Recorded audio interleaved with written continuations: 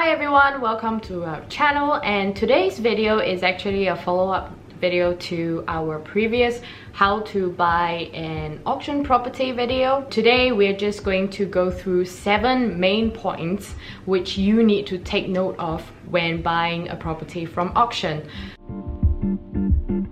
So within the last 4 months we have bought 2 auction properties, and those 2 are actually from a modern method of auction.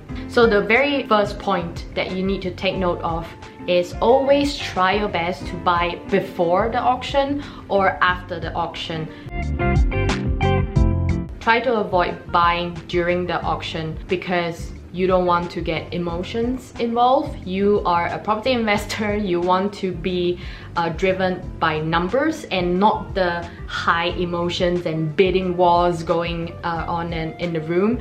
And nowadays auction is happening online, so when you see the number is ticking upwards, don't get emotionally involved.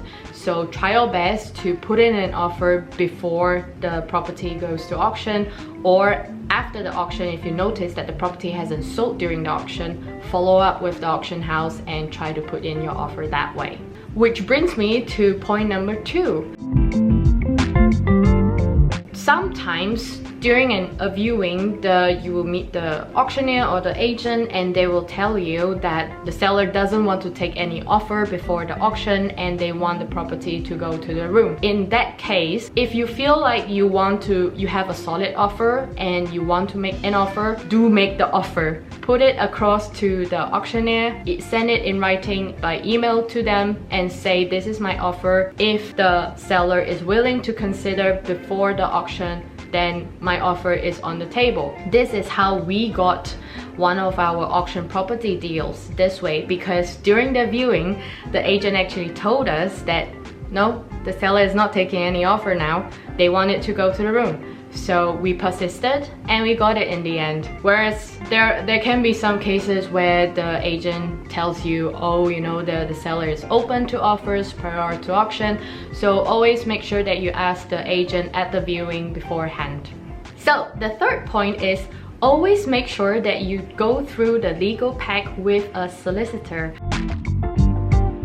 Regarding this tip, we have touched on in our previous video, so I'll link it up here, and it's a very important step in this whole auction property buying process that you cannot miss. So make sure you check it out. So, and then reason number 4, make sure that you do a survey before you put in the offer or before the property goes to the room. Because there's only a certain amount of viewings that usually get conducted before the property goes to auction. Once it goes to auction and the hammer goes down, or the online auction is finished and your bid is accepted, you cannot just turn around and say, but wait, can I do my structural survey now? Because now you have basically bought it and there are already fees due. So in our case, with modern method of auction, we already had to pay the auction house straight away 6 grand for the fee. We can still do our survey, but if we don't like what the survey says, the fee is non-refundable. So that is already gone. So make sure you do that survey before your offer is accepted and you've paid all those fees. So in our 2 auction properties, we've actually not considered that point, because when we walked into that property, we saw that it's structurally sound, and meanwhile, because we do so many renovations and full back to brick renovations, we know what we're looking out for and what structural issues look like, and we refurbished the whole thing anyways. So that's why we took the risk, or let's say risk. We saw that there is nothing inherently wrong with the property, didn't get the structural survey on the front end. We still got a survey done after the offer was accepted, because we just want to cover ourselves for future lending that there wasn't a survey carried out. Then point 5 is a modern method auction is rather flexible. So with a traditional auction you have 28 days completion time, sometimes usually 14 days. Yeah, so that is really tight, so you need to make sure that your ducks are all lined up. Whereas with a modern method of auction, it can be 56 working days even, so that's quite a long period of time.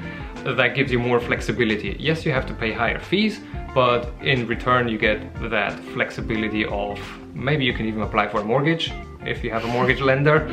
Wouldn't recommend it though. Which brings me to the next point, number 6. In the case of a modern method of auction, we noticed that there is some flexibility. So those 56 days are not set in stone if there are some special events that occur. In our case, sadly, the vendor's husband passed away, so now they're all, well, occupied with all sorts of things. So the sale of the house is not their first priority, understandably, and we're now well over the 56 days. However, after speaking with the agents and with the auction house, we have agreed to extend that completion date so it suits the vendor. All our ducks are in a row and we have everything ready to go, but there are no penalties of that sort because we couldn't stick to the 56 days. So the final point is actually the fundamental point about the buying process. Treat it as a normal buying process, but in a conventional auction method, you would have to do it really quickly. Whereas in a modern method, you can do it within 56 days, but it is still the standard buying process where you still get your broker involved, solicitor involved, accountant involved. If you need any finances or anything, you just need to get your ducks in a row. We will be making a separate video on that buying process, so future Elsie, link it up here. Hope you guys enjoyed today's video, and if you have any questions about buying property in auction, or if you have any experience doing that, leave a comment below and make sure you're subscribed to our channel. Hit the bell so you get notified when we post new videos. See you on the next one. Bye. Because they are so upset with Canon's autofocus. Okay. Woo! Let's do this! So you do.